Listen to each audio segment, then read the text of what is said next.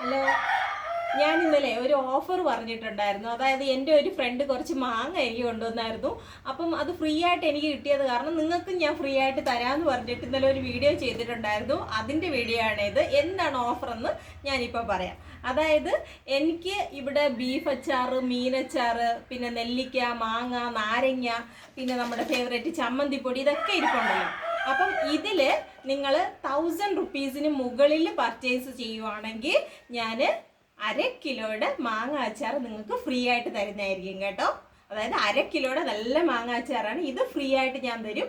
നിങ്ങൾ അതിന് പകരം എന്താ ചെയ്യണം? ഇതിലേതെങ്കിലുമൊക്കെ നിങ്ങൾ പർച്ചേസ് ചെയ്യണം. 1000 റുപ്പീസിൻ്റെ എബോവ് പർച്ചേസ് ചെയ്യുന്നവർക്ക് 1/2 കിലോയുടെ മാങ്ങ അച്ചാർ ഫ്രീ ആണ്.